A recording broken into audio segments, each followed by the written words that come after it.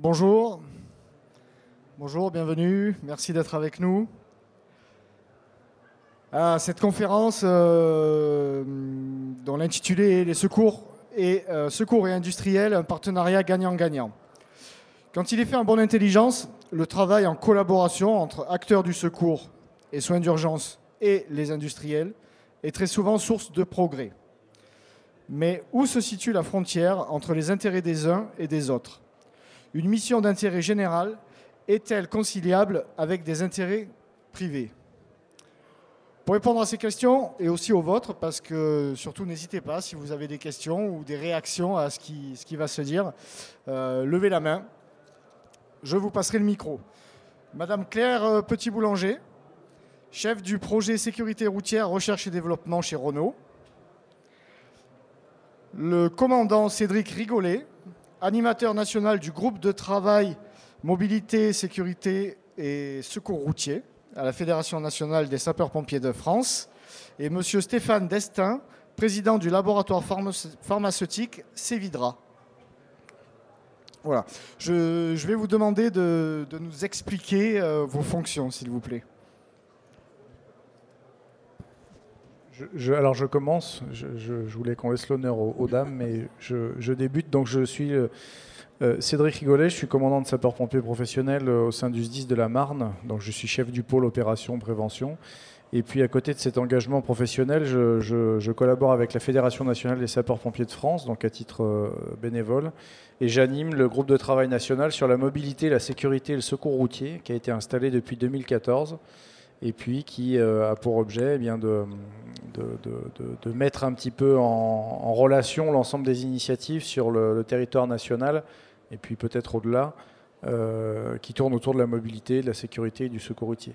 Avec les acteurs internes à la communauté de sapeurs-pompiers, mais aussi avec l'ensemble des partenaires institutionnels de la Fédération nationale, mais également l'ensemble des partenaires extérieurs de tous les sapeurs-pompiers d'une manière générale. Merci. Dont Renault. Dont évidemment Renault, qui est un partenaire privilégié de la Fédération nationale. On pourrait y revenir depuis 2012, effectivement. Alors moi, je suis Claire Petit-Boulanger. Je suis expert sécurité tertiaire à la direction de la responsabilité sociale de Renault. Sécurité tertiaire, ça veut dire la prise en compte des contraintes des services de secours quand ils doivent intervenir en situation d'urgence, évidemment, sur les véhicules. Donc l'idée, c'est de faire prendre conscience à mes collègues, donc aux constructeurs, de ces contraintes et d'éventuellement modifier nos voitures pour que les contraintes puissent être moins fortes, de mieux comprendre le métier et aussi d'aider les sapeurs-pompiers en leur expliquant, enfin les aider à être plus efficaces et plus sûrs dans leurs interventions en leur donnant toutes les informations issues des véhicules sur lesquels ils vont devoir intervenir parce que les véhicules ont énormément changé ces 30 dernières années. Très bien, on va revenir dessus beaucoup plus précisément. Oui, Monsieur Destin. Oui, bonjour, Stéphane Destin. Donc, je dirige un laboratoire pharmaceutique. Dans les spécialités que nous avons développé depuis 2 ans, en collaboration avec l'Institut IRSN et avec un financement de la DGA, un produit qui permet de traiter les contaminations cutanées dans les accidents nucléaires. Donc, c'est un produit qui traite la contamination et qui empêche l'incorporation des particules d'uranium, de plutonium, d'américium et autres actinides dans la peau. Donc nous avons travaillé sur ce secteur-là et l'usage de ce produit en industriel a vite débouché sur un usage possible aussi dans le civil avec les sapeurs-pompiers. Merci. Très bien, merci. Ce qui vous a donné l'occasion de mettre en place, on peut peut-être pas appeler ça un partenariat, mais on va commencer dans le vif du sujet directement avec vous, Monsieur Destin. Peut-être pas un partenariat, mais une relation avec les secours, les primo-intervenants, pour adapter ce produit qui, à l'origine, avait été fabriqué pour les industriels. En fait, le produit a été défini pour être utilisé dans des centrales nucléaires, dans un contexte qui est particulier, et lorsqu'on l'a présenté sur des salons, donc on a rencontré des personnes de la sécurité civile, donc des sapeurs-pompiers, des primo-intervenants, qui ont évidemment vu aussi un intérêt, parce que dans un contexte comme on pourrait avoir, parce que et Dieu merci, les accidents comme Fukushima sont rares, mais un accident dans lequel il y aurait une fuite importante de césium, de cobalt ou d'autres produits radioactifs, là, il y aurait évidemment une implication du personnel, enfin des sapeurs-pompiers. Et la façon que nous avons eue de définir le produit et son usage, qui est parfaitement cohérente dans une centrale nucléaire, ne l'était plus pour des sapeurs-pompiers qui devaient intervenir, parce que la menace est invisible, indolore et inodore. Ça veut dire que en fait, vous ne savez pas quand quelqu'un est devant vous si la personne est contaminée ou pas contaminée. Donc la première chose que vous devez faire, c'est vous protéger. Et la seconde, c'est pouvoir avoir un protocole adapté qui correspond à un usage externe et non pas à un usage interne. Enfin, quand je dis externe, c'est extérieur dans un gymnase ou sur le bord d'une route et pas interne dans un contexte centrale nucléaire. Très bien, merci. Alors vous connaissez bien Claire Petit-Boulanger et Cédric Rigolet, ce genre de relation, puisque vous en êtes au cœur de ce partenariat. Pouvez-vous nous en dire un petit peu plus sur la nature de votre partenariat, s'il vous plaît? Donc je rappelle, entre les sapeurs-pompiers, bon, de manière générale, hein, puisque dans le groupe de travail, on a la Fédération nationale des sapeurs-pompiers de France, mais aussi la Brigade des sapeurs-pompiers de Paris, le bataillon des marins-pompiers de Marseille. Je ne veux pas en oublier. On pourra les citer après. D'accord, très bien, merci. On vous écoute, Claire. Alors pour ma part, le partenariat a commencé quand nous avons décidé de sortir des véhicules électriques. En fait, on s'est posé la question en interne Renault, en quoi le fait de mettre sur la route des véhicules électriques pourrait impacter les interventions des services de secours sur ces véhicules. Et donc ça m'a amené à aller connaître les pompiers, voir comment ils travaillaient, ce dont ils avaient besoin comme information. Et en fait, c'est ça la meilleure façon de pouvoir travailler ensemble, c'est de connaître le métier de l'autre.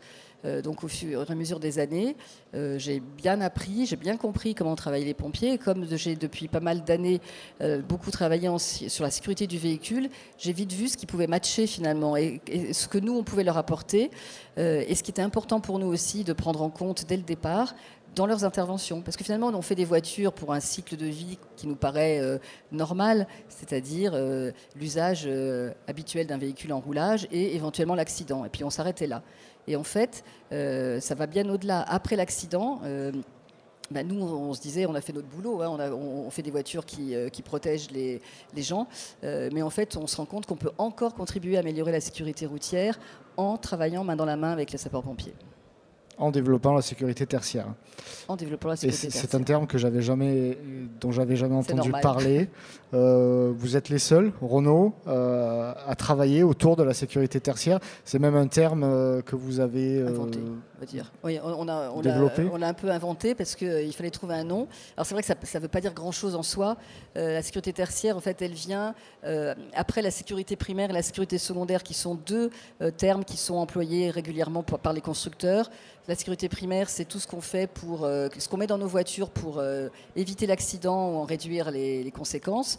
La sécurité secondaire, ce sont tous les systèmes qu'on met dans la voiture pour protéger les personnes qui sont dedans lors d'un accident. Et voilà. Et donc on s'est dit, voilà, comme je le disais, après on peut encore contribuer en fait à améliorer la prise en charge des victimes, faire en sorte qu'elles puissent être amenées plus rapidement dans les hôpitaux. C'est finalement en travaillant avec les sapeurs-pompiers. Donc voilà, la sécurité tertiaire est arrivée là. Pour répondre à votre première question, la plupart des constructeurs font déjà une petite chose en sécurité tertiaire, puisqu'on on en parlera peut-être tout à l'heure, des fiches d'aide à la décision. Ça, visiblement, c'est devenu une règle. C'est pas réglementaire, mais voilà, c'est devenu commun à la plupart des constructeurs. Donc voilà, ça c'est la brique minimale. Et puis nous, on a décidé d'aller plus loin, voire beaucoup plus loin. Commandant. Oui, écoutez, de notre côté, moi, dans tous les domaines, on peut élargir aussi aux activités de monsieur Destin, c'est ça.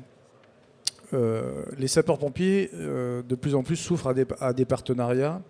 Comme beaucoup de professions, les sapeurs-pompiers ou comme beaucoup de corporations, on était plutôt en vase clos jusqu'à un certain point. De plus en plus, on s'ouvre, donc il y a une volonté de transversalité, de travailler avec les autres pour décloisonner un petit peu l'ensemble des approches qu'on peut avoir. Et puis les sapeurs-pompiers, ils s'ouvrent aussi énormément parce qu'ils atteignent des limites en matière de connaissances, en matière de compétences. et que, compte tenu de la diversité des risques auxquels on a affaire, il faut absolument qu'on aille chercher la compétence et la connaissance où elles se trouvent. Et la compétence et la connaissance sur les véhicules, elles se trouvent chez les constructeurs.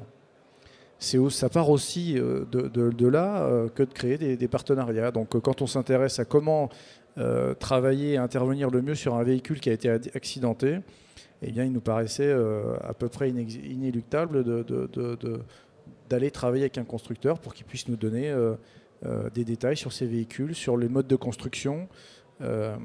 Longtemps, les sapeurs-pompiers ont travaillé seuls sur des véhicules accidentés, dans des casses automobiles, dans le cadre de formations particulières. Aujourd'hui, on travaille vraiment avec les constructeurs et on se rend compte, le titre de la conférence y fait référence, qu'on est dans vraiment quelque chose de gagnant-gagnant. C'est-à-dire que nous, on va chercher quelque chose que nous offre Renault en particulier, ou que nous offre une société qui crée de la prestation ou des matériels, mais on essaye aussi d'offrir en retour notre expertise, notre technicité, notre compétence, et puis aussi d'exprimer le besoin. Parce que très souvent, les sapeurs-pompiers ne savent pas exprimer un besoin précis sur des compétences, sur de la connaissance. Et en travaillant sur un besoin de manière commune, eh bien, on arrive finalement à satisfaire la demande des deux parties, quoi. Monsieur Destin, sur l'expression du besoin, vous avez été également amené à aider les sapeurs-pompiers à exprimer leurs besoins ? Oui, parce que le produit que nous faisons est un produit pharmaceutique. Donc, pour nous, on a besoin de définir ce qu'on appelle un usage. C'est pas thérapeutique, parce que ça n'est pas un médicament, mais c'est un dispositif médical. Donc, on a besoin de savoir dans quel contexte il va être utilisé pour pouvoir valider. Parce que notre produit a des usages qui sont autorisés et d'autres usages qui ne sont pas autorisés. Par exemple, c'est un produit qu'on ne peut pas encore utiliser sur les blessures, parce qu'on n'a pas fait de test sur les blessures. Mais sur quelqu'un qui serait contaminé, blessé, il y a des possibilités de décontaminer les parties qui sont non lésées, les parties qui sont saines, mais on ne peut pas utiliser encore le produit sur les parties qui sont blessées, parce qu'on n'a pas les autorisations, on n'a pas reçu les autorisations pour pouvoir faire ça. Donc pour nous, ce qui est important, c'est de pouvoir définir des protocoles, et qui mieux que les sapeurs-pompiers peuvent nous expliquer comment on va utiliser ce produit sur une personne qui est saine, sur une personne qui est inconsciente ou sur une personne qui va être blessée. Et c'est vrai qu'en entendant parler un sapeur-pompier avec lequel j'ai pu travailler, c'est qu'effectivement, lui, il me présente une succession de gestes que moi, je n'avais pas du tout envisagé, parce que je n'avais travaillé à nouveau qu'avec des industriels et pas du tout avec des sapeurs-pompiers. Oui, c'est exactement la même problématique pour nous, effectivement. Oui.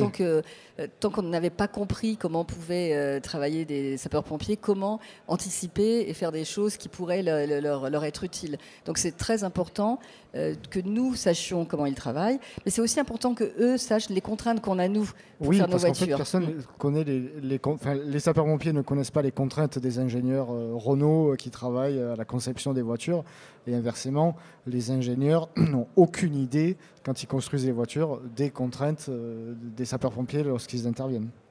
Alors maintenant, ils commencent à avoir des idées, justement. En fait, c'est le but, l'objectif de mon rôle, finalement, chez Renault, c'est de faire se parler les deux métiers. Que nos ingénieurs, nos architectes aient l'idée, déjà, ne serait-ce que l'idée, quand ils commencent à travailler sur un nouveau modèle, de se dire, il faut que je pense à toute la durée de vie de la voiture, y compris quand il y aura une intervention d'urgence, de manière à ce que je ne mette pas en défaut le geste du sapeur-pompier quand il va devoir faire son intervention. Oui, commandant. Oui, non, pour ajouter, c'est que chacun, finalement, c'est ce qu'il faut bien comprendre, et c'est peut-être ce qu'on découvre aussi en allant, c'est-à-dire en travaillant ensemble, c'est ce qu'on peut s'apporter les uns les autres, finalement. C'est qu'on part avec une idée parfois très très simple, de se dire il faut simplement expliquer ce dont on a besoin, et puis en allant, on se rend compte qu'on travaille sur de la technique, on travaille sur l'adaptation des véhicules, pour Renault, carrément, sur des préconisations, ou en tout cas sur des constats qui sont faits de manière partagée. Quand on fait brûler un véhicule qui est mis à disposition par Renault, on se rend compte qu'un véhicule électrique qui est équipé d'une batterie, il nous pose quelques difficultés en matière d'extinction. On se retourne vers le constructeur, on lui demande qu'est-ce qu'on peut faire. C'est lui techniquement qui nous fait des propositions, et puis ensuite on est capable, dans le cadre de quasiment d'un cycle d'amélioration continue, de planifier quelque chose, de le retester derrière, et puis de vérifier que ça fonctionne. Et puis on découvre ce qu'on peut s'apporter. Les sapeurs-pompiers de France, en tout cas pour la position de la Fédération nationale, on travaille sur beaucoup de sujets. On a aussi de l'expertise à offrir et de l'expertise transversale. Ça veut dire qu'on peut mobiliser, nous, toute notre approche technique, doctrinale. Je prends par exemple l'exemple des batteries utilisées maintenant en seconde vie dans les bâtiments. C'est-à-dire qu'on réutilise dans certains bâtiments aujourd'hui des batteries qui étaient auparavant dans les véhicules pour faire des dispositifs d'accumulateurs d'énergie dans les habitations par exemple ou dans les locaux de travail et demain peut-être dans les ERP. On est capable, nous, d'offrir de l'expertise sur la sécurité incendie. Voilà. Et donc on commence à travailler sur les véhicules, puis les véhicules basculent sur la partie BTP et dans le BTP on mobilise d'autres acteurs qui sont plutôt les sapeurs-pompiers des commissions de sécurité tournés vers la prévention, qu'on met à disposition aussi de ce projet-là. Et finalement on se rend compte que le cycle on le crée en allant et en évoquant les différents projets. Un point, et je terminerai, c'est qu'on découvre aussi la recherche et développement dans le milieu industriel. Ce à quoi les sapeurs-pompiers ne sont pas encore aguerris. On ne connaît pas ce milieu de recherche et développement.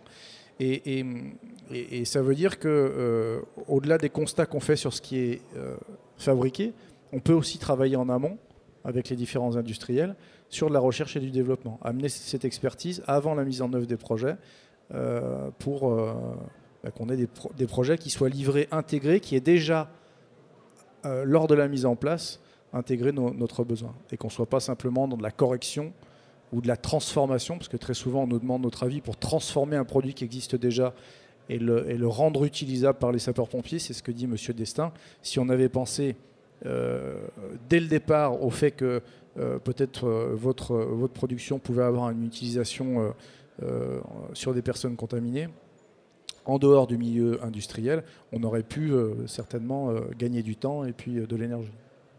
De l'efficacité aussi. Oui, du coup, je rebondis sur ce que vient de dire Cédric. Quand il parlait du véhicule électrique, on a effectivement fait une innovation. Et c'est uniquement parce qu'on a travaillé ensemble. Le fait d'avoir un feu de véhicule électrique, on l'avait fait, nous, bien sûr. On a fait brûler des voitures pour montrer qu'il n'y avait pas d'inquiétude majeure à avoir. Ça se comportait comme un véhicule thermique. Mais on n'avait pas eu l'idée d'aller plus loin et de dire comment on fait pour l'éteindre. Ce sont eux, c'est les pompiers qui nous ont dit. Déjà, avant ça, les sapeurs-pompiers s'entraînent sur des feux de véhicules, sur des feux de vieux véhicules ou des véhicules issus des casses. Et là, vous leur offrez la possibilité de s'entraîner sur un véhicule électrique déjà, ce qui n'est déjà pas courant pour les sapeurs-pompiers. Ça, c'est grâce à votre partenariat ? Oui, c'est un plus. Hein. C'est d'ailleurs vraiment l'utilité qu'on a de travailler avec Renault, c'est de travailler avec des véhicules récents. Hein. Claire pourra le repréciser, mais elle met à notre disposition beaucoup de véhicules récents, crash testés ou pas, qu'on utilise dans deux domaines. Les feux de véhicules, effectivement, hein, pour à la fois faire de la recherche, mais aussi pour modifier notre doctrine opérationnelle, hein, puisque ça part aussi de là. Avec les constats qu'on fait, avec les améliorations qu'on envisage, on modifie la doctrine. Et puisqu'on parlait tout à l'heure d'un rapport gagnant-gagnant, je ne suis pas certain que si on n'avait pas eu, en tout cas dans les délais, ces véhicules à disposition, on ait pu aussi rapidement changer nos doctrines. Donc c'est aussi parce qu'on est capable de constater de visu sur le terrain ce à quoi on sera confronté qu'on peut changer notre doctrine. Et effectivement, c'est parce que les véhicules étaient récents, dernière technologie. Ce qui nous a beaucoup mobilisé ces dernières années, c'est ça. C'est les véhicules électriques, c'est les véhicules hybrides, c'est les véhicules à nouvelle carburation, hydrogène. Les anciens véhicules, on savait à peu près travailler.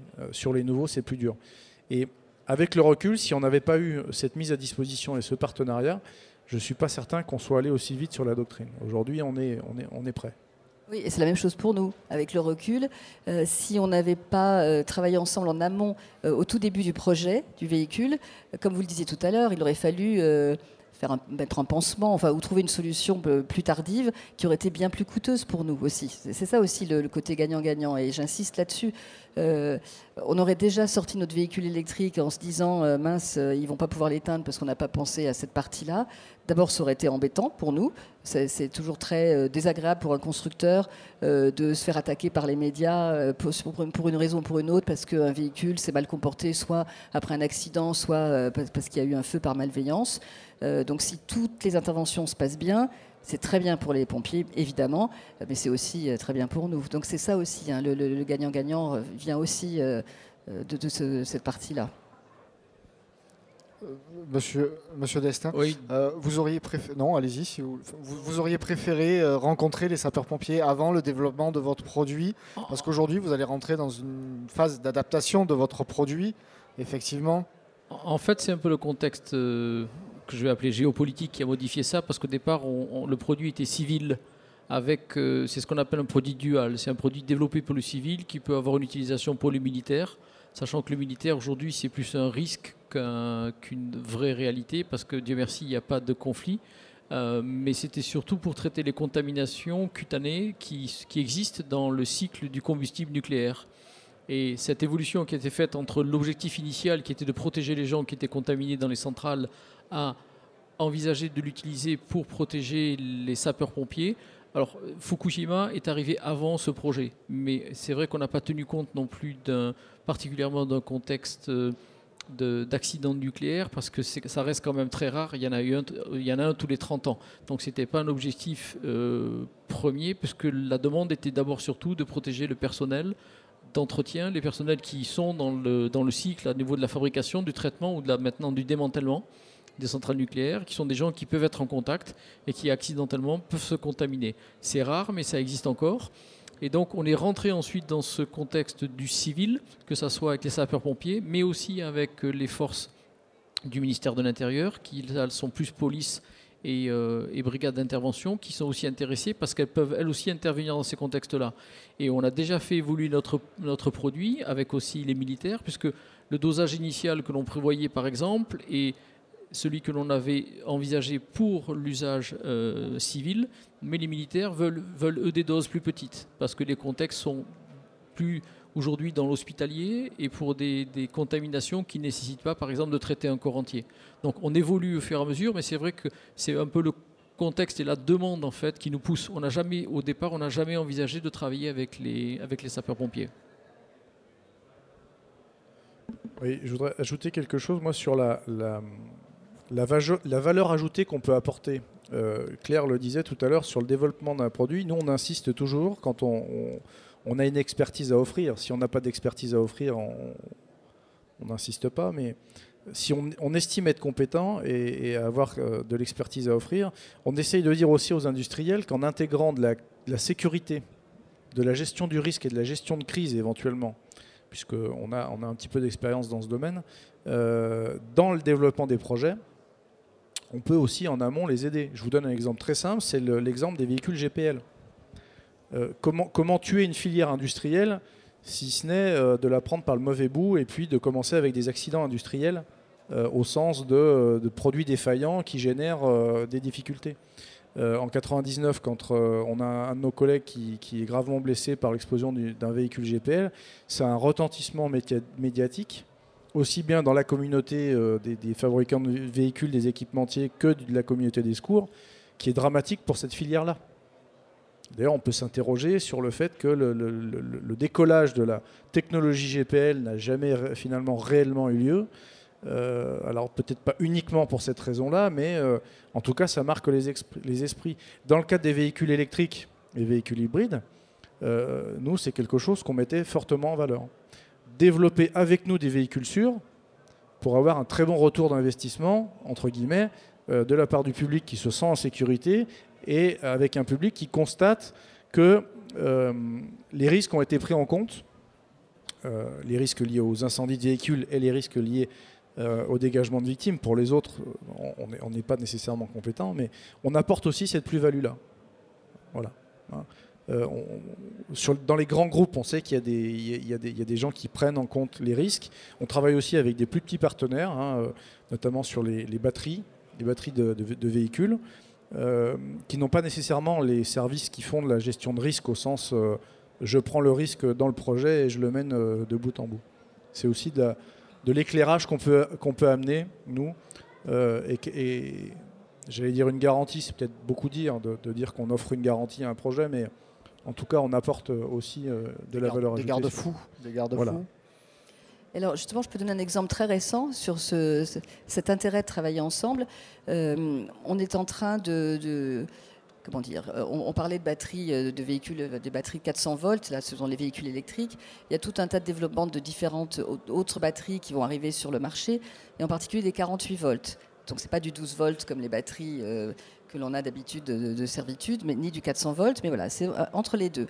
Et le risque est toujours un peu là quand même si c'est pas du tout le risque lié, enfin il n'y a pas de risque d'électrisation comme sur une batterie 400 volts, mais n'empêche. Et du coup, nous connaissant bien les interventions des services de secours, on veut aller dans un certain sens pour que tous les constructeurs identifient, rendre identifiable aux sapeurs-pompiers le fait que ce soit des batteries 48 volts. Pour qu'on soit écouté ou entendu par les autres constructeurs, parce que ça n'a de sens que si on fait tous la même chose. Si on donne des indices sur nos véhicules et qu'on est les seuls à les donner, ça ne servira pas à grand-chose. L'idée, ça serait qu'il y ait un consensus parmi les constructeurs, mais c'est compliqué. Tant qu'il n'y a pas de réglementation, c'est compliqué qu'un constructeur emmène tous les autres avec lui. En particulier, un constructeur français vis-à-vis des gros constructeurs allemands, on a du mal, franchement, au point de vue lobbying. Et ben moi, j'essaye de me faire appuyer par les sapeurs-pompiers français. J'ai demandé à avoir un courrier officiel, donc de la fédération, appuyant mes dires, en expliquant, nous, sapeurs-pompiers, voilà pourquoi on voudrait que... Voilà, c'est une histoire de couleur de câble. Et donc, en fait, ce n'est pas juste une lubie du constructeur Renault qui dit « je veux des câbles d'une certaine couleur ». On s'appuie sur les besoins des pompiers. Et j'espère qu'on arrivera avec ça, donc ensemble, en fait. Et ça, c'est un peu la particularité de la France. C'est qu'effectivement, maintenant qu'on a noué cette relation depuis un certain nombre d'années, d'abord, il y a la confiance qui existe entre nous. Ça, c'est important. Combien d'années ? Alors, moi, je dirais 2010. Voilà, 2010 bientôt 10 ans. Plutôt, j'ai dit 2012 tout à l'heure, c'est la signature institutionnelle du partenariat Fédération-Renault. Mais avant, évidemment, avant qu'on institutionnalise tout ça, il y a eu des travaux réalisés, beaucoup de travaux réalisés. Ouais, les premiers travaux, comme du coup, moi je travaille au Technocentre dans les Yvelines, vous voyez tout de suite où je veux en venir, on a travaillé avec les sapeurs-pompiers des Yvelines. Et c'est vraiment avec eux qu'on a... finalement, qu'on a mis en place notre première innovation, là, celle dont on parlait, pour éteindre les feux de véhicules électriques aussi rapidement qu'un feu de véhicule thermique. Ils n'auraient pas été là, on n'y aurait pas pensé. Et voilà. Après, c'est effectivement, comme disait Cédric, c'est nous qui avons trouvé l'idée technologique pour répondre à leurs problèmes. Mais la demande venait d'eux. Et effectivement, après, ça s'est élargi à d'autres départements, c'est tous ces travaux ensemble. Et maintenant, pas mal que ça commence aussi avec les pompiers à l'étranger. Donc ça, c'est super intéressant. Je vais rebondir sur ce qui est dit, parce que pour nous, ce qui est intéressant, c'est que dans l'approche que l'on pourrait avoir aujourd'hui avec le commandant, ça serait effectivement de définir un usage pour les contaminations. Si vous cherchez aujourd'hui les recommandations, notre produit est nouveau, donc c'est une invention qui est aujourd'hui en 2018 sur le marché, mais qui vient remplacer une technique qui est eau savonneuse, c'est-à-dire que l'AIEA, qui est l'Agence internationale de l'énergie atomique, l'Agence de sécurité nucléaire aujourd'hui en France, ou l'ANSM, qui est l'Agence de sûreté, donc de l'Agence de santé aujourd'hui, sont des agences qui recommandent eau savonneuse lorsque vous êtes contaminé par du plutonium, de l'uranium, parce que jusqu'à présent, ils n'avaient rien. Ça veut dire qu'aujourd'hui, l'intérêt d'un partenariat avec la Fédération des sapeurs-pompiers, ça serait effectivement de réécrire une prise en charge en disant non, l'eau savonneuse n'est pas le meilleur produit, parce que maintenant, vous avez cet autre produit. Et l'idée n'est pas, il n'y a pas un sous-jacent commercial derrière, c'est juste de dire, il faut que s'il y a quelque chose à faire, il faut que ça soit bien fait. Parce qu'aujourd'hui, les accidents nucléaires, il n'y en a pas, du moins pas dans le civil. Ça veut dire que l'idée n'est pas de dire qu'on trouve un marché, parce que comme je l'ai dit, les sapeurs-pompiers n'ont pas été pour nous un marché. On a peut-être des possibilités de travailler ensemble, mais ce n'est pas du tout un objectif commercial. Ça serait plus une référence en termes d'export pour nous que de dire que notre produit a été référencé chez les sapeurs-pompiers de Paris, les marins-pompiers de Marseille. Mais il n'y a pas d'aspect commercial, mais c'est plus de rentrer dans une logique et celle de dire, jusqu'à présent, on vous demandait de vous laver avec du savon lorsque vous étiez contaminé. L'effet était d'en enlever 50% et d'en faire rentrer dans la peau 50%, parce que laver avec du savon, ça ramollit la couche cornée et les produits radioactifs sont absorbés. Donc aujourd'hui, il y a une prise en charge qui est différente et c'est ça qu'il faut peut-être réécrire et ensuite mettre ça comme étant, avec un accord des sapeurs-pompiers évidemment, comme étant le nouvel état de l'art. On reparlera de vos intérêts respectifs dans tous ces partenariats. Je voudrais rebondir sur ce que vous avez dit, Madame Petit-Boulanger, et sur le manque d'influence ou les difficultés à influer sur la réglementation. En préparant cette conférence, on a quand même parlé d'Euro NCAP et de l'arrivée à l'horizon 2020 de la sécurité tertiaire dans les tests Euro NCAP. Ça, c'est une victoire, non? Oui. Et du coup, c'était une victoire française et des sapeurs-pompiers et Renault. Ensemble, on est allé à Bruxelles rencontrer le staff de l'Euro NCAP en leur disant... Alors l'Euro NCAP, c'est effectivement c'est l'organisme qui donne des étoiles aux véhicules en termes de sécurité et qui est très, très... Enfin, aucun constructeur ne se passera de la cotation Euro NCAP. Donc ça, c'est sûr que ça nous oblige, on va dire, à aller dans ce sens-là. Et c'est très bien, puisque c'est pour améliorer la sécurité routière. Euro NCAP, aujourd'hui, c'est des points attribués en sécurité primaire et en sécurité secondaire. Ouais. Mais pour l'instant, rien en sécurité tertiaire. Voilà. Alors, ça commence par la sécurité secondaire. Au début, c'était que ça, finalement, comment protéger les victimes, comment protéger les occupants d'une voiture. Bon, petit à petit, on a fait des progrès dans nos voitures, donc la sécurité primaire est arrivée après. Donc, voilà, il y a eu aussi des points pour la sécurité primaire. Maintenant que la sécurité tertiaire arrive, c'était vraiment l'occasion d'expliquer à l'Euro NCAP que même si l'accident a eu lieu, comme je disais tout à l'heure, si on arrive à sortir plus rapidement une victime, l'amener plus rapidement à l'hôpital si elle a besoin d'être opérée, elle ne sera pas, hélas, heureusement pour elle, comptabilisée dans les blessés graves ou les morts sur la route pendant l'année qui vient. Et ça, ils ont vraiment très, très bien compris, mais il suffisait juste de leur expliquer. Et c'est ça qui était intéressant. Et on y est allé. Avec des pompiers. Renault tout seul serait allé parler de ça. Je pense qu'on aurait eu beaucoup moins de poids. Et en fait, ça s'est décidé très vite, effectivement. Alors on se dit que c'est pour 2020 parce qu'il faut quand même que les constructeurs soient prévenus à l'avance. Quand on leur dit à toutes les voitures qui vont sortir à partir de 2020, il faudra qu'elles soient... Alors, on n'a pas encore déterminé d'ailleurs ce qu'il va y avoir dans cette boîte sécurité tertiaire. Et là, on a encore un travail à faire ensemble. Et là, c'est vraiment du lobbying. C'est auprès de l'Euro NCAP, c'est de dire, voilà, nous, on a un peu d'expérience sur le sujet. Voilà ce qu'il faudrait commencer à faire. Et puis, ça va aller en augmentant. Et ça, c'est parfait. Tant qu'il n'y a pas de réglementation, c'est aussi notre façon de jouer sur, pour obliger, entre guillemets, tout le monde d'aller dans le même sens. L'Euro NCAP est une super bonne porte d'entrée. Je suis ravie qu'on ait réussi à gagner ça. Mais moi, je voulais rebondir sur les deux choses qui ont été évoquées. D'abord, ce que dit Claire sur l'Euro NCAP, la partie lobbying. Il ne faut pas être dupe non plus. Le rapprochement d'un grand groupe industriel français qui est Renault, et encore, quand je dis ça, je réduis considérablement le périmètre de ce qu'est Renault aujourd'hui. Hein. Et puis des 250 000, plus de 250 000 sapeurs-pompiers français, il n'intervient pas pour rien non plus. On sait qu'on a des intérêts communs à défendre. On ne fait pas de protectionnisme non plus. Hein.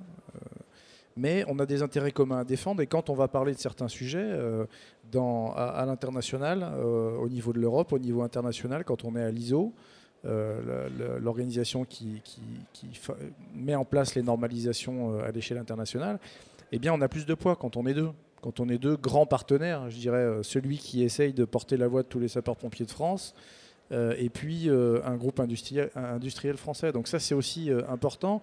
Et M. Destin le disait, quand on vient avec l'aval, entre guillemets, de l'utilisation du produit par les sapeurs-pompiers, c'est aussi une garantie.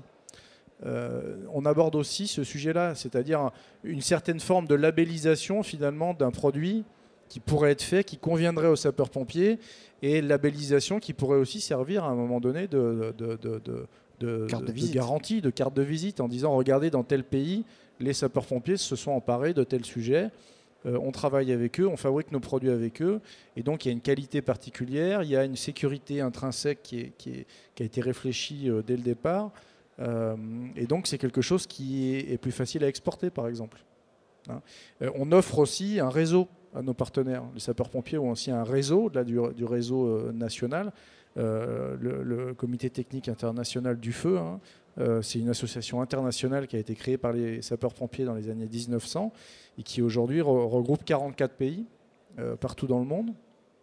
Sur le secours routier, la World Rescue Organization, qui est une autre organisation qui regroupe 50 pays, qui travaille aussi sur l'adaptation des techniques en matière de secours routier. Nous, on se déplace toujours avec Renault dans notre valise quand on va dans ces organisations-là, pour dire, regardez, on travaille avec un constructeur. On nous répond quasiment, alors il y a beaucoup de pays qui participent aux deux, mais sur la centaine de pays qu'on a l'occasion de rencontrer, j'en mettrai pas ma main au feu, mais pas loin, on est quasiment le seul pays à collaborer d'aussi près avec un constructeur français, il faut le dire aussi. Hein. C'est vraiment une Avec particularité. un constructeur de manière générale. Oui. Avec un constructeur de manière générale, c'est sûr. Ouais. Donc, du coup, en fait, ce que je voulais dire, c'est qu'effectivement, ce qu'on aimerait nous faire, ce qu'on aimerait donner comme envie aux autres pompiers des autres pays, c'est qu'ils fassent la même chose avec leurs constructeurs dans leur pays. Parce qu'il y a des grands constructeurs qu'on connaît bien qui sont dans d'autres pays d'Europe. Et voilà, et j'espère que ça va le faire. L'idée, c'est pas de dire, alors voilà, Renault était le premier, très bien, mais il y a des tas d'autres voitures qui roulent sur la route. Et moi, mon espoir, c'est qu'effectivement, les sapeurs-pompiers aient aussi peu de risques, on va dire, à travailler sur tous les véhicules, parce qu'ils les connaîtront aussi bien que ce qu'on peut faire nous avec eux. Alors en même temps, le fait de leur donner des véhicules pour s'entraîner, comme vous disiez, c'était surtout plutôt pour la partie des incarcérations, parce que là, pour l'instant, on a beaucoup parlé de véhicules électriques, mais on a beaucoup évolué aussi sur nos véhicules thermiques, uniquement parce qu'ils sont beaucoup plus protecteurs pour les personnes qui sont dedans. Donc du coup, par contre-coup, beaucoup plus compliqué à découper quand les pompiers doivent venir travailler dessus. Et Cédric le disait, il s'entraînait jusqu'à maintenant sur des véhicules qui récupèrent à la casse et qui sont des vieux véhicules d'il y a 20 ou 30 ans, qui n'ont vraiment plus rien à voir. On est vraiment capable facilement de découper ces véhicules-là sans perte de temps et en plus sans aucun risque pour soi-même. Or, c'est plus du tout la même chose. On a fait des démonstrations là pendant 3 jours sur la place centrale et sur un véhicule récent, c'est plus compliqué. Donc ça aussi, ça contribue et un véhicule Renault est représentatif des autres véhicules de la même génération des autres constructeurs. Donc finalement, ça sert un peu à toutes les autres marques, ce qu'on est en train de faire finalement avec eux. Alors justement, moi je voudrais parler de concurrence maintenant parce que j'entends très bien le commandant et les sapeurs-pompiers qui disent nous on travaille pour l'intérêt général et c'est normal, ce sont les sapeurs-pompiers. Vous, industriels, Renault, vous avez des concurrents. Mais je comprends moins le discours qui tend à dire on aimerait que tout le monde fasse la même chose que nous. Alors, je vous rappelle que je travaille pour la direction de la responsabilité sociale de l'entreprise. Ça pose tout de suite voilà, le point le début du travail. Je ne travaille pas à la direction commerciale. Tout ce qu'on fait n'a pas du tout de but de vendre des voitures. Et ça aussi, ça a été compliqué. Il a fallu l'expliquer, ça, parce que les pompiers, quand j'ai commencé à aller les voir, pensaient tous qu'il allait y avoir une contrepartie, du genre, il faudra peut-être qu'on achète toutes nos flottes chez Renault, etc. Moi, ce n'est pas du tout mon problème. Mon problème, c'est de contribuer à améliorer la sécurité routière. Et les sapeurs-pompiers sont un partenaire fort pour ça. Voilà, c'est le dernier maillon de la chaîne. Il faut vraiment travailler avec eux pour ça. Et bon, je suis ravie que si c'est Renault qui, pour l'instant, a le leadership là-dessus, parce qu'on peut en parler, quoique, comme je vous le disais, on n'en parle pas du tout. Parce qu'on ne communique pas sur l'accident. Nos communicants chez Renault se refusent de travailler là-dessus parce que c'est pas une bonne presse de dire monsieur, quand vous serez incarcéré dans votre voiture Renault, n'ayez aucune crainte, on viendra vous en sortir. Voilà. Donc on peut même pas nous dire qu'on fait ça pour de la communication parce qu'on ne communique pas. Par contre, moi, ce qui m'importe, c'est que les pompiers soient au courant. Voilà. C'est les parties prenantes, les premiers intéressés, s'ils savent qu'on peut travailler ensemble, qu'on peut apporter, qu'on peut améliorer les choses, moi je suis contente, ça me suffit. Sur Euro NCAP 2020, la sécurité tertiaire, les voitures Renault ont déjà pris le virage de la sécurité tertiaire, si je peux dire. Vous allez sans doute avoir plus de points que les autres conducteurs. Et ça va vous aider quelque part. Alors, ça va surtout m'aider moi à convaincre mes collègues en interne à pérenniser cette action. Parce que pour l'instant, comme rien n'est réglementaire, vous avez bien compris que tout ce qu'on fait en interne, c'est grâce à la bonne volonté des gens. Enfin, voilà, moi, je ne suis pas la directrice de tout le monde. Donc, en fait, quand je vais demander à différents métier, c'est ultra transversal mon métier. Quand je vais dire aux gens, aux architectes, il va falloir travailler, réfléchir, faire de l'innovation sur tel système, c'est coûteux en temps, en argent, en toutes ces choses-là. Donc finalement, pour l'instant, c'est de la bonne volonté. Et j'ai de la chance, tout le monde a cette bonne volonté. Dès qu'on dit qu'on travaille pour les pompiers, vraiment, il y a une réelle comment dire, empathie, et du coup, ça donne du sens. Mais c'est pas pour ça que rien ne garantit que dans 1 ou 2 ans, quand il y aura peut-être d'autres personnes qui viendront travailler à la place de ceux qui travaillent en ce moment, ils seront toujours d'accord, parce qu'il y a toujours le problème de dire, oui, mais c'est coûteux, donc s'il faut gagner un peu de temps, bah, tiens, ce qu'on fait pour les pompiers, finalement, c'est pas ça qui nous fait vendre des voitures. Donc il faudrait pas que je perde cette action-là. Et donc, du coup, pour dire l'Euro NCAP, ça va m'aider à pérenniser en interne presque l'obligation finalement de travailler là-dessus. Donc c'est aussi dans ce sens-là. Mais comme vous le disiez, si on gagne des points grâce à ça, tant mieux. Hein, oui, c'est un plus. Voilà, bien sûr, ça sera un plus. Très bien. Juste ajouter un point sur ce que vient de dire Claire, c'est que la réciproque est vraie aussi. C'est-à-dire que pour un industriel, on peut considérer qu'il n'y a pas de plus-value à travailler avec les sapeurs-pompiers. Ce qui est vrai aussi pour les sapeurs-pompiers. Hein. C'est... quel retour sur investissement on peut avoir à travailler en amont avec les industriels? Est-ce qu'on peut parler d'investissement pour les sapeurs-pompiers? Quand je dis oui, si, d'une certaine manière, parce que les sapeurs-pompiers, on reste quand même des établissements publics qui ont un coût.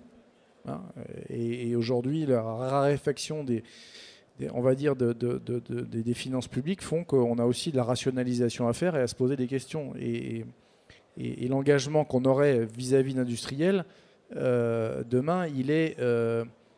et aujourd'hui, peut-être le point sur lequel je voulais insister, c'était la capacité à mettre en avant ce qu'on gagnait à travailler avec les industriels. Voilà. Alors nous, on s'y emploie, on communique, on dit voilà, regardez ce qu'on fait dans la communauté, voyez ce qu'on a gagné à travailler avec Renault. Mais si on avait d'autres sujets, c'est peut-être certainement un des points sur lequel il faudrait investir d'emblée, pour essayer de démontrer ce qu'on gagne à travailler. Parce qu'il faut effectivement aussi aller, si ce n'est pas une direction, c'est chez les sapeurs-pompiers, c'est un conseil d'administration avec des élus qui prennent des décisions aussi et qui doivent comprendre. Mais ça, c'est le sujet global qu'on a un petit peu de mal à appréhender en France, c'est la prévention, hein, d'une manière générale. C'est investissons dans la prévention pour éviter après d'avoir à faire face directement aux accidents, quoi. Ce qui n'est pas une culture qui est complètement ancrée aujourd'hui encore, hein, même si elle est prônée à de nombreux endroits. Du coup, c'est intéressant ce que tu dis, Cédric, parce que quand on travaille de cette façon-là, nous, c'est vrai que moi, je sollicite beaucoup des pompiers pour venir rencontrer les ingénieurs, les architectes. Du coup, quand je les sollicite, ils ne font pas le travail qu'ils font d'habitude dans leurs SDIS. Donc ça aussi, alors qu'on travaille pour améliorer la sécurité, et en particulier la leur, c'est parfois compliqué d'avoir du temps. Quand il parlait d'investissement, Cédric, c'est beaucoup de temps finalement. Nous, qu'est-ce qu'on leur demande? C'est de nous donner du temps pour venir travailler avec nous, réfléchir, nous faire comprendre les choses. Donc voilà, c'est ça. Nous, on y mettra du temps, mais c'est normal parce qu'on a décidé de le faire. On y mettra de l'argent parce qu'on l'a et on veut avancer sur les innovations de nos voitures. Et eux, en face, ce qu'on leur demande, c'est du temps. C'est ça, en fait. Investir du temps dans l'intérêt général, finalement. C'est aussi votre cas, Monsieur Destin. Alors, puisque on a parlé de vos intérêts tout à l'heure rapidement, mais si vous voulez, vous pouvez développer. Alors, nous sommes une entreprise effectivement privée, mais d'abord, il n'est pas toujours question d'argent, parce qu'on a d'autres produits qui nous rapportent de l'argent et qui nous permettent de développer ce projet-là, qui coûte quand même très cher. 2, par rapport à la relation que l'on peut avoir avec les sapeurs-pompiers, on a un brevet qui est mondial, donc aujourd'hui le marché français représente peut-être 10% du potentiel, puisqu'on a notre brevet qui est déposé aussi bien au Japon, en Russie, en Allemagne, aux États-Unis que dans d'autres pays, dont je ne vais pas tous les énumérer. Donc on se tourne d'abord sur à nouveau la filière du nucléaire civil, qui est le premier des clients, mais ça ne nous empêche pas d'avoir envie de travailler avec déjà notre pays et faire des partenariats comme l'a fait Renault pour pouvoir faire avancer d'abord notre protection en France, parce qu'on a envie de le faire parce c'est notre pays, et ensuite d'utiliser cet apprentissage-là pour nous enrichir.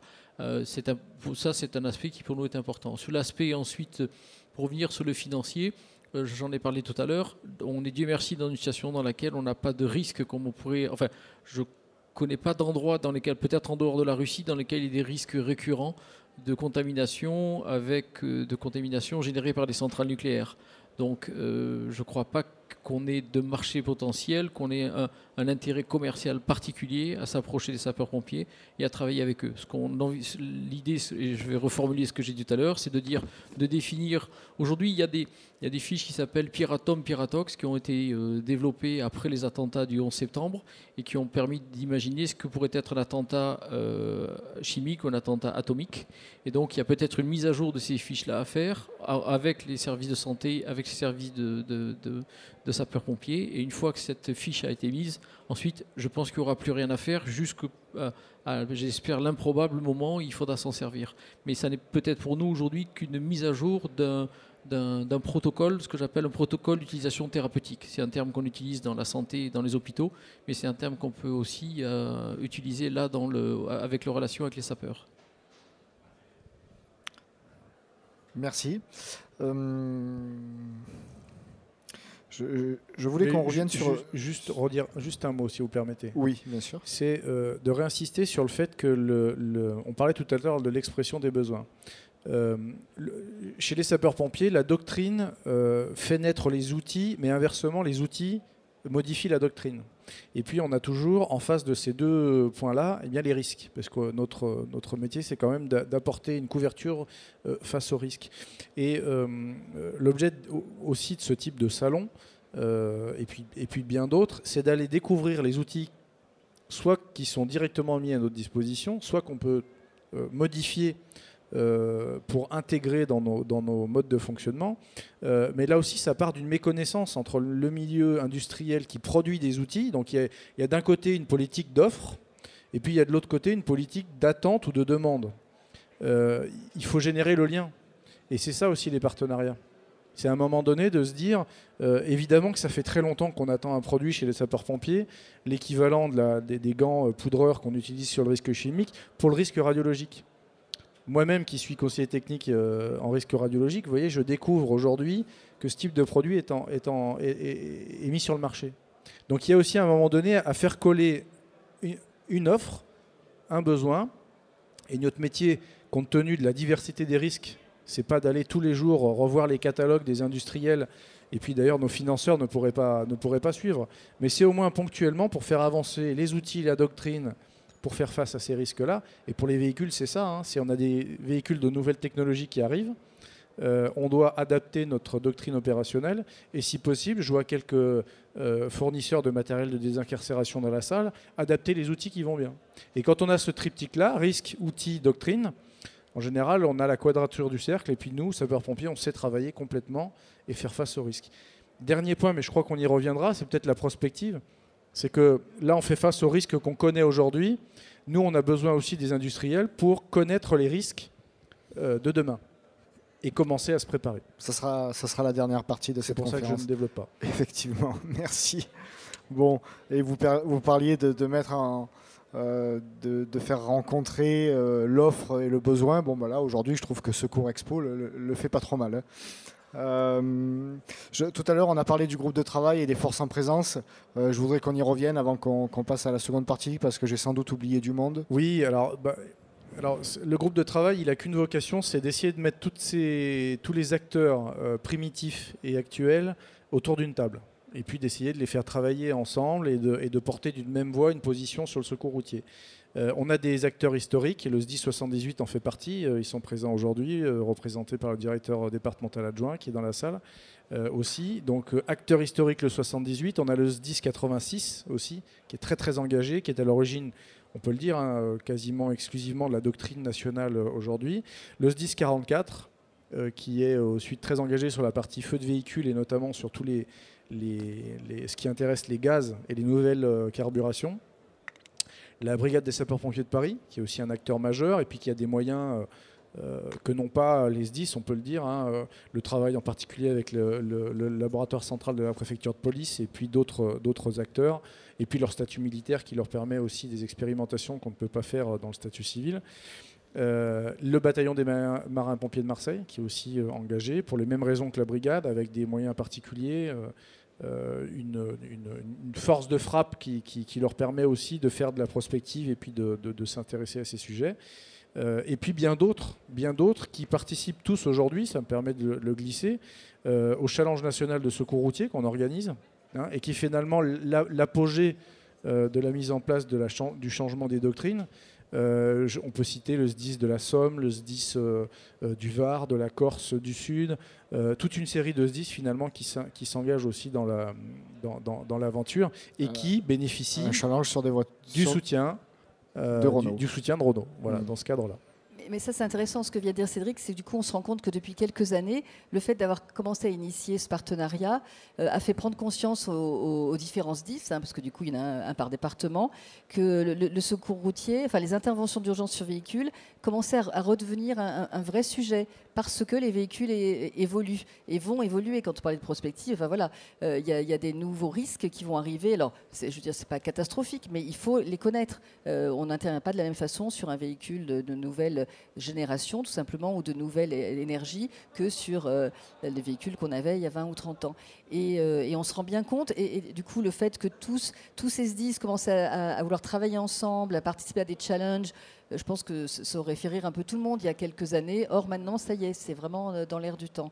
Et ça prouve que la petite graine qui a été plantée, là, avec peut-être un peu de difficulté il y a une dizaine d'années, prend vraiment... voilà, il y a une plante qui est en train de sortir, là, c'est évident. Très bien. Bon, vous souhaitez parler de prospective, on va en parler. Avant, j'aimerais aborder un autre thème qui est celui de la sécurité routière des sapeurs-pompiers. Hein, parce que eux aussi utilisent des véhicules. J'imagine que vous travaillez aussi à leur sécurité dans ce groupe de travail. Oui, alors pas dans ce groupe de travail-là, puisqu'on a un groupe de travail dédié au niveau de la Fédération nationale des sapeurs-pompiers de France qui a travaillé spécifiquement et qui continue à travailler sur cette problématique qui est importante pour les sapeurs-pompiers, tout simplement parce que les accidents de la route sont devenus les premières causes de décès et de blessés graves chez les sapeurs-pompiers. Alors, c'est pas le cas, et ça ne sera pas le cas malheureusement en 2018, parce qu'on a déjà enregistré de grandes pertes chez les sapeurs-pompiers qui ont été dues au feu et pas nécessairement aux accidents de la route. Mais dans les années précédentes, on avait beaucoup de casses entre guillemets chez les sapeurs-pompiers par rapport à ça. On a travaillé sur le sujet, on a fait des propositions avec des outils pédagogiques, avec des orientations qui ont été rendues publiques à Ajaccio, à notre congrès national de 2017. On continue à travailler sur le sujet et on essaye maintenant de reboucler aussi avec Renault qui nous a déjà aidés sur ce sujet-là, mais avec lesquels on aimerait travailler cette fois-ci sur le plan un petit peu technique, de la conduite, de l'utilisation des véhicules. Puisque Renault fabrique des véhicules, on est très équipé Renault dans les SDIS, mais je dis, pas pour faire plaisir à Renault, tout simplement parce que ce sont les circonstances des marchés publics qui souvent nous amènent vers Renault. Et Renault peut aussi nous expliquer comment utiliser ces véhicules. Je laisse la parole à Claire parce qu'elle pourra nous en parler. Simplement pour vous donner un autre exemple, puisque la fédération est en train de se rapprocher d'un autre grand partenaire qui est je le citerai pas parce que on en est aux phases des premiers échanges, mais je peux vous dire que c'est un grand fabricant de pneus français. Voilà. Et on travaille aussi sur ce sujet de la sécurité des sapeurs-pompiers, parce que quand on a de bons pneus et qu'on sait bien les utiliser, normalement, on est un peu plus en sécurité dans les véhicules. Monsieur Destin, on sort un peu du cadre de votre intervention. Vous pouvez prendre la parole à tout moment. Hein. Oui, donc du coup, pour dire ce que Renault peut apporter effectivement en matière de risque routier des sapeurs-pompiers, comme le dit Cédric, la plupart des véhicules utilisés par les SDIS sont de marque Renault, mais même ça serait d'une autre marque finalement. Voilà, on met au point nos véhicules tous de la même façon. Et voilà, ça peut aussi être mon rôle. Et d'ailleurs, on a commencé à travailler là-dessus. Moi, je connais les personnes qui mettent au point les Masters, les Trafic, les Clio, les Kangoo, enfin toutes ces voitures qui sont utilisées par les pompiers. Et je sais ce qu'il y a comme système de sécurité dans nos véhicules. Et je sais pertinemment qu'ils sont toujours souvent mal utilisés. Donc j'imagine que c'est la même chose de la part des sapeurs-pompiers. Ils n'utilisent peut-être pas de la même façon, enfin aussi bien qu'ils pourraient le faire, et ça pourrait contribuer à leur sauver la vie. Donc on a déjà fait des tests de ce type-là, de rencontres entre nos metteurs au point, qui ont expliqué, enfin on a fait des essais sur piste aussi, pour montrer tout l'intérêt à savoir utiliser de bonne façon et bien doser en fait les systèmes d'aide au freinage, enfin des choses comme ça. Donc effectivement, encore une fois là, il y a quelque chose de possible à mettre en place qui pourrait contribuer à améliorer la sécurité routière. Finalement, c'est ce qu'on fait pour nos collaborateurs et on pourrait très bien le faire pour d'autres usagers de nos véhicules, quoi. Oui. L'utilisation des véhicules par les sapeurs-pompiers est une utilisation extrême. On peut dire ça ?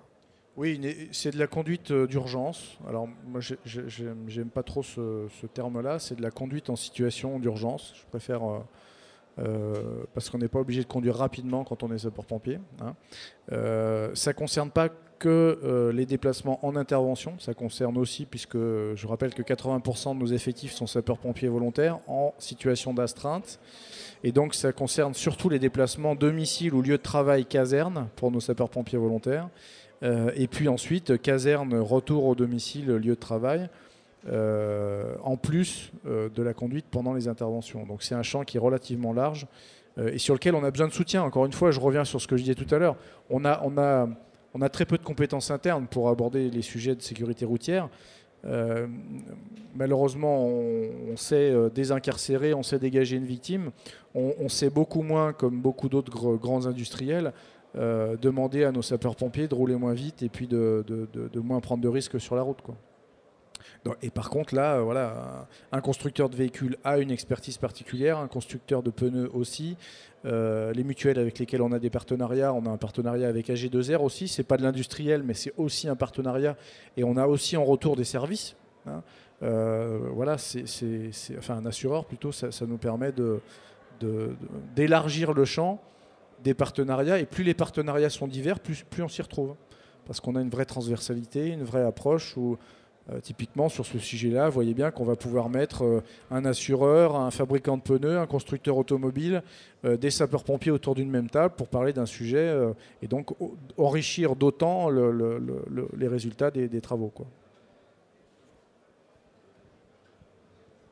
Avons-nous des questions ou des réactions dans la salle ? Oui.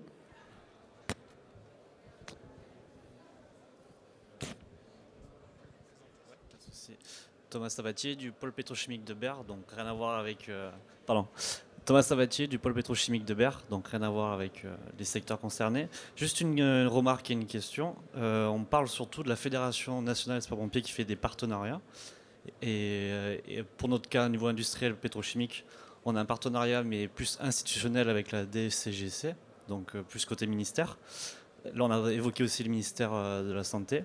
Est-ce qu'il y a une volonté institutionnelle de favoriser ces partenariats ou c'est vraiment la fédération qui a initié le projet à la base? Merci. La DSCGC. La DSCGC, elle n'est pas là, donc elle ne va pas pouvoir répondre. Mais non, mais la DSCGC, c'est la Direction Générale de la Sécurité Civile et de la Gestion des Crises. C'est l'organe qui pilote la sécurité civile en France et par extension les sapeurs-pompiers, les associations agréées de sécurité civile. Merci pour que tout le monde comprenne. Je ne peux pas répondre à la place de la DGSCGC. Ce que je peux préciser, c'est que des partenariats, il y en existe à différents niveaux. Hein. Il y a des partenariats qui existent au niveau départemental, entre les SDIS qui passent beaucoup de conventions avec des partenaires divers et variés sur des sujets techniques, sur des sujets matériels, logistiques.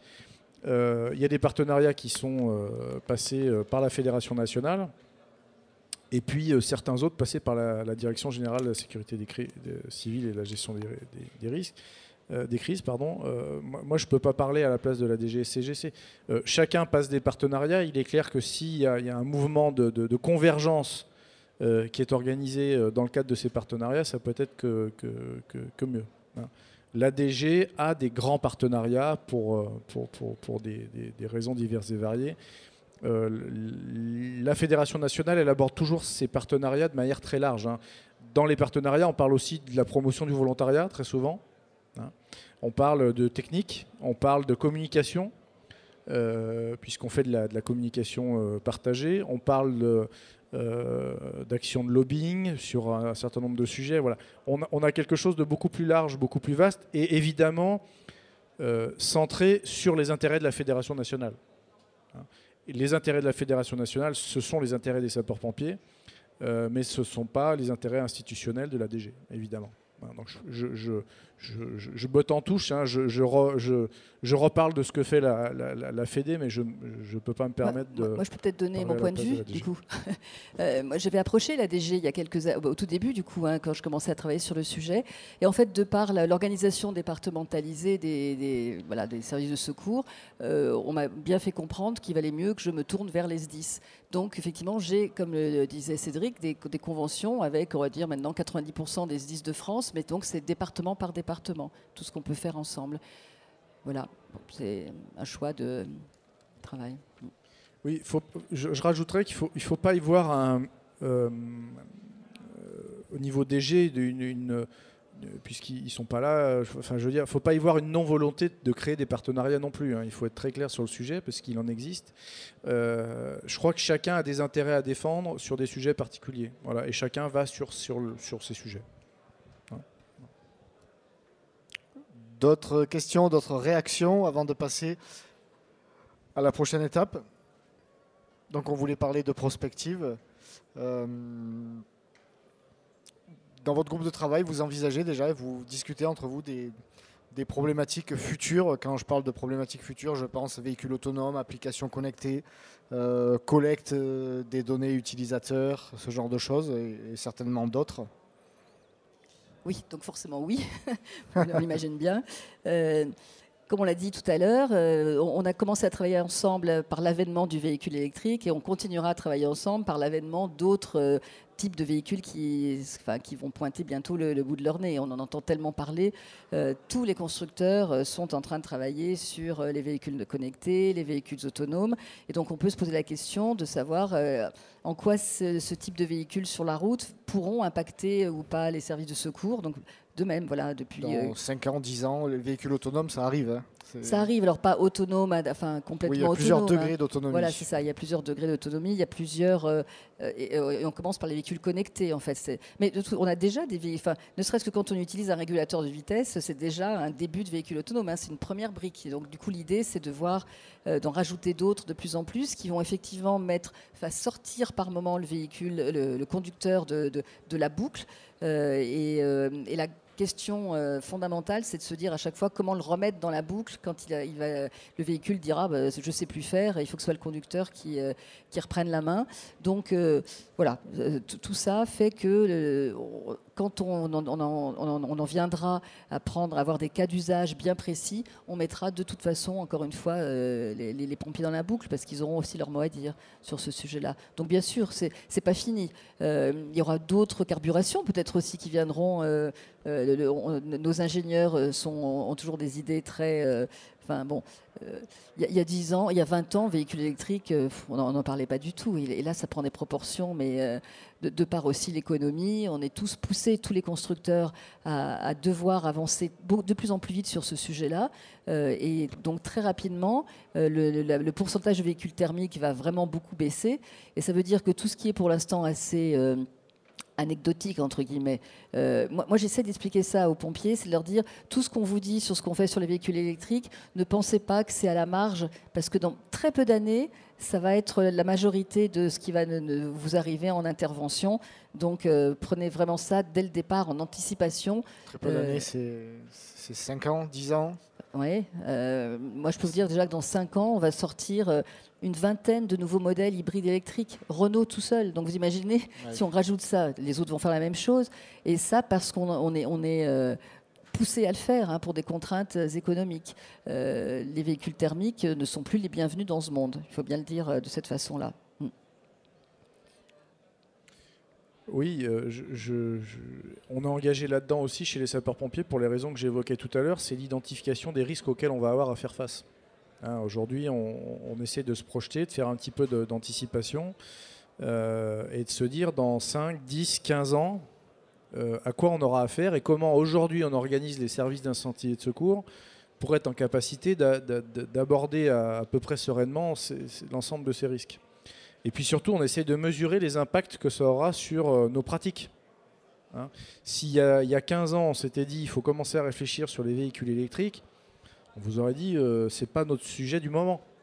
Aujourd'hui, on essaye de passer le coup d'après. On a beaucoup dans les SDIS de groupements prospectifs avec des personnes qui sont mises au travail sur ces sujets-là pour dire qu'est-ce qui va se passer, comment on s'organise, quel impact ça aura sur les sapeurs-pompiers, sur la doctrine, sur les matériels, sur l'organisation. Bon, voilà. Sujet typique, hein, le secours routier, on fait de moins en moins d'accidents, heureusement, même si là on atteint malheureusement un petit plancher de verre qui est difficile à franchir. On fait moins d'accidents, ça reste une spécificité opérationnelle. Comment on s'organise pour assurer cette réponse-là?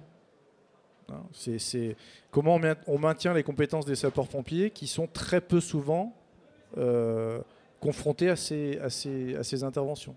Voilà.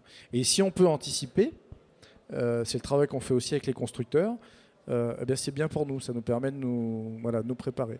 La Fédération nationale fait partie maintenant du dialogue des parties prenantes du comité des constructeurs français de l'automobile, c'est-à-dire qu'on est intégré à une réflexion qui n'a d'autre ambition que de préciser ce que sera la mobilité de demain. Alors ça peut paraître très fumeux, très pompeux, sauf qu'on se dit en 2020, en 2030, comment on se déplacera ?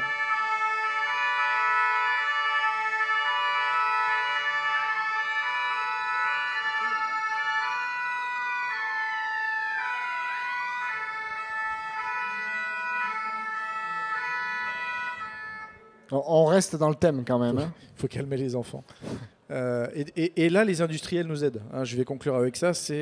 Eux, ils ont cette expérience-là, hein, de nous dire dans 20 ans, voilà ce qu'on va faire à peu près comme type de véhicule, voilà quels seront les grands changements, même si les questionnements persistent encore. Mais on est en train d'essayer de capter ça pour faire de la prospective. On en parlait avec certains. Les militaires sont très forts, hein, pour faire de la prospective et de l'analyse stratégique. Nous, un petit peu moins. On se met un petit peu sur ce volet-là. Monsieur Destin, vous aimeriez faire de la prospective avec... Alors, nous, on en fait. Enfin, on a une feuille de route qui est déjà assez... Alors, avec les pompiers, mais avec tous ceux qui sont concernés par notre secteur. C'est-à-dire qu'aujourd'hui, la contamination cutanée est la première contamination chez les personnels qui sont affectés par une contamination. Après, il y a l'ingestion et il y a l'absorption pulmonaire. Donc on a en termes de prospective, comme je disais tout à l'heure, on a déjà avancé sur le traitement des contaminations sur des blessures. Ce qui intéresse par exemple quelqu'un qui peut être brûlé et contaminé devrait être traité. On a aussi une prospective, un travail à faire sur les gens qui ont ingéré. Aujourd'hui par exemple à Fukushima, les gens sont très concernés par la possibilité d'ingérer du césium parce que le césium s'est déposé, il va rester là pendant des centaines d'années. Et donc les gens aujourd'hui craignent beaucoup de boire ou de consommer des produits qui soient contaminés au césium. Donc ce qu'il faut qu'on fasse, c'est qu'on travaille sur la possibilité de décorporer le césium ou les autres actinides, les autres produits radioactifs lorsqu'ils ont été ingérés. Et la même chose avec quelqu'un qui va respirer des vapeurs qui seront elles-mêmes contaminées. Il va falloir aller chercher dans les poumons, au plus profond des bronches, les particules pour pouvoir les extraire, les chélater, notre produit est un chélateur, les chélater, les extraire probablement dans un principe de lavage. Mais on a, je pense, on a une ligne d'une dizaine ou une quinzaine d'années déjà devant nous, uniquement dans la partie générale, qui est le traitement de la prise en charge. Et ensuite, après, il y a l'adaptation, comme on l'a vu tout à l'heure avec M. Rigolet, pour envisager quel type de prise en charge pour une situation qui est ce que j'appelle civile, une situation militaire ou une situation nucléaire. Et pour revenir à ce que disait M. Rigolet aussi, à ce que disait monsieur, c'est que régionalement, en fait, on peut avoir des besoins différents, c'est-à-dire que Paris, puisque pour avoir rencontré des sapeurs ici, Paris pour moi ne pouvait être que éventuellement le théâtre d'une contamination par un attentat, mais on sait que le circuit de la filière nucléaire circule depuis le Cotentin jusque dans le Rhône par train, et les trains passent près de Paris, par exemple. Donc les sapeurs-pompiers de Paris travaillent aussi sur d'éventuels risques de contamination dans le cadre d'un accident ferroviaire dans lequel serait impliqué des combustibles nucléaires. Donc on a beaucoup à faire. On a à la fois d'une façon qui va être transversale, c'est-à-dire qu'on sait d'un point de vue humain ce que l'on doit faire pour améliorer le traitement de la prise en charge, et ensuite qu'il faut aussi l'adapter en fonction du contexte dans lequel la prise en charge sera faite. Oui, Moi, pour ma part, la prospective, c'est de continuer à développer tout ce qu'on a commencé à mettre en place depuis quelques années, mais c'est de le déployer en fait. Alors, aussi bien déployer en interne entreprise, c'est-à-dire que tous les nouveaux projets, tous les véhicules dont je vous parle qui vont être mis sur la route, que les chefs de projet soient au courant des contraintes, des besoins des sapeurs-pompiers. Donc c'est de pouvoir faire le plus possible, rencontrer ces gens-là, leur faire rencontrer les sapeurs-pompiers pour qu'ils parlent ensemble et que chacun comprenne les contraintes et les besoins des autres. Et ensuite, ça on le fait avec des happy few, c'est-à-dire des quelques pompiers qui d'abord commencent à vraiment bien connaître le véhicule, qui sont près de chez nous, parce que quand je demande à un pompier de venir au technocentre, je le fais pas venir du sud de la France, bien évidemment. Donc, suivez mon regard, c'est quelqu'un des Yvelines, forcément. Et donc, c'est quand même toujours un peu les mêmes que je sollicite. Donc, du coup, on a vraiment mis en place un partenariat encore plus fort avec le SDIS 78 pour cette raison-là. Mais l'idée après, c'est que tout le savoir et le savoir-faire qu'on acquiert ensemble, l'idée, et donc c'est pour ça que c'est aussi très intéressant de travailler avec la fédération, ça va être de le diffuser, de le déployer déjà dans toute la France. Et puis Renault, on vend dans le monde entier. Il faut qu'on commence aussi, enfin pas qu'on commence ce qu'on a déjà fait, mais qu'on se préoccupe des sapeurs-pompiers des autres pays. On vend en Amérique du Sud, on vend en Asie, on vend en Russie, etc. Donc notre travail commun, pour moi c'est ça la prospective, c'est du coup continuer à travailler ensemble maintenant pour diffuser un maximum tout le savoir qu'on a appris ensemble. Voilà. Merci. Merci beaucoup. Sur la prospective, encore un mot peut-être ? Non, je crois qu'on a... On a fait le tour. Hein. On a tout dit, oui. Dans le public ? Allez.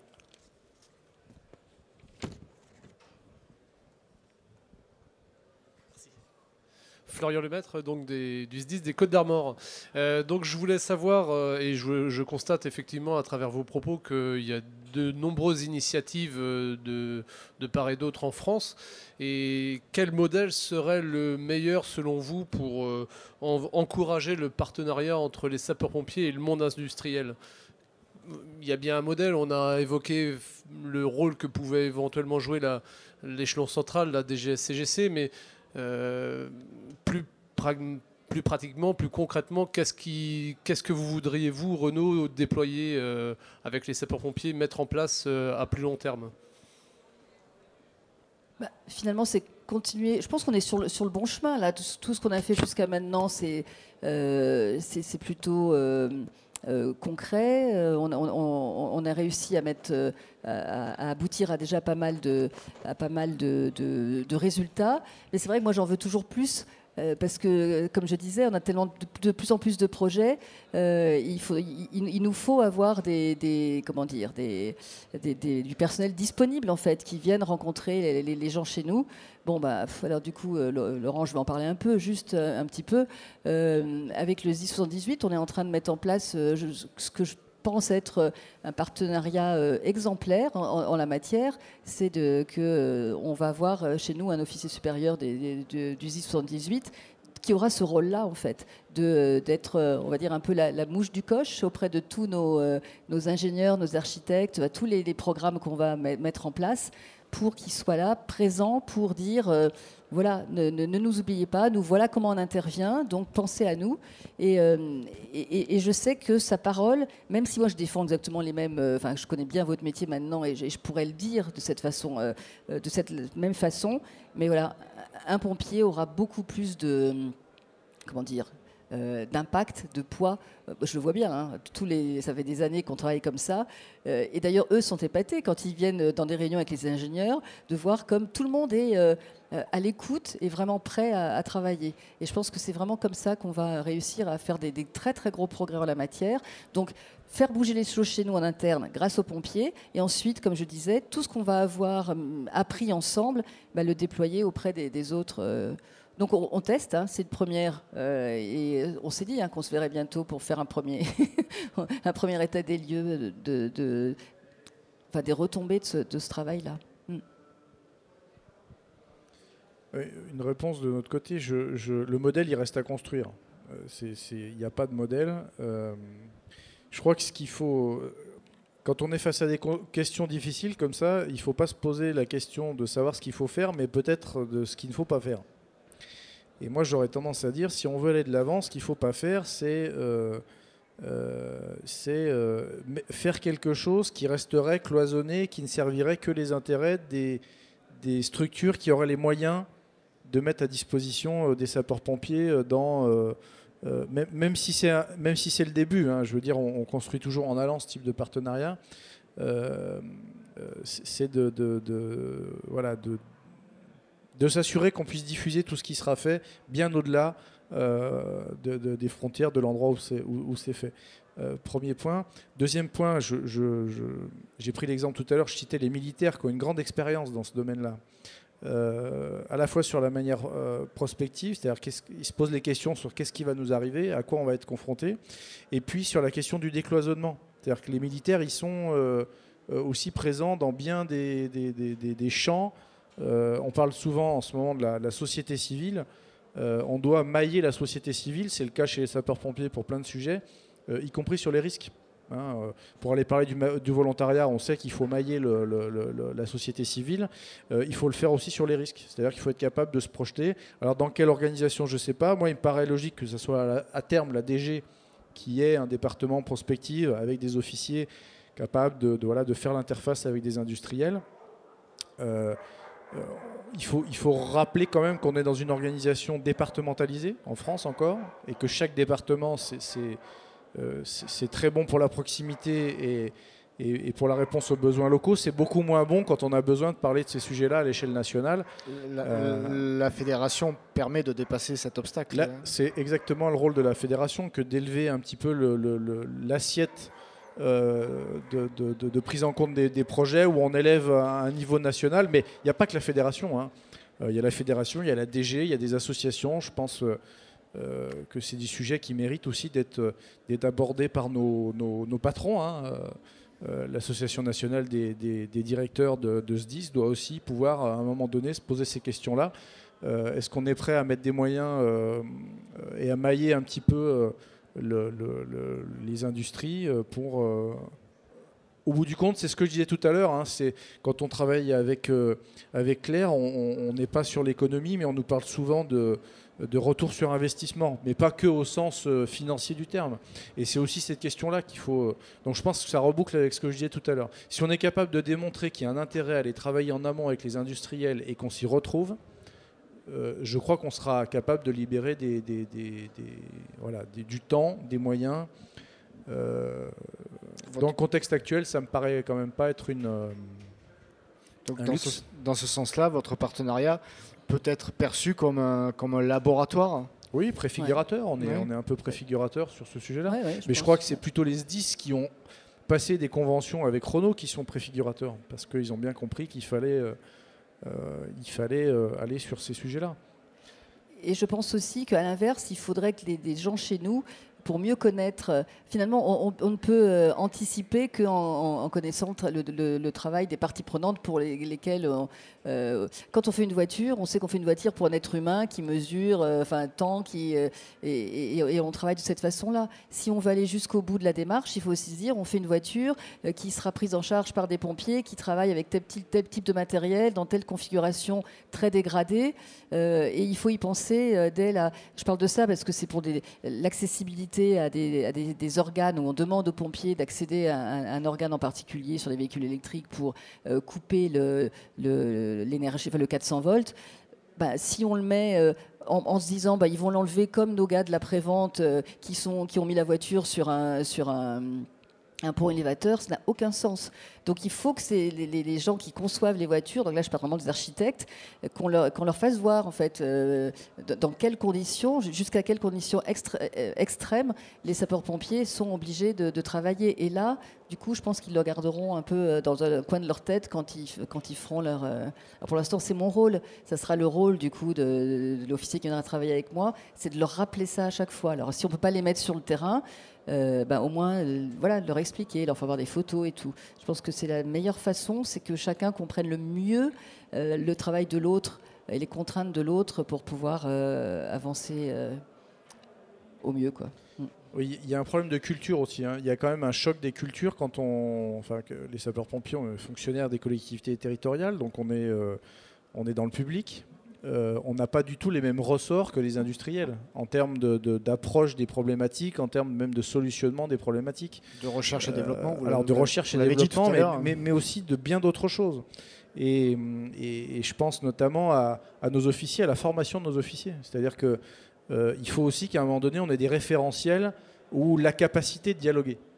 Et là, on se rend compte que quand on commence à travailler, il y a déjà une très longue phase d'échange de culture. Il faut qu'on se comprenne, qu'on sache pourquoi on nous parle de retour sur investissement, alors que nous, on est plutôt sur quelque chose, c'est l'intérêt général qui compte.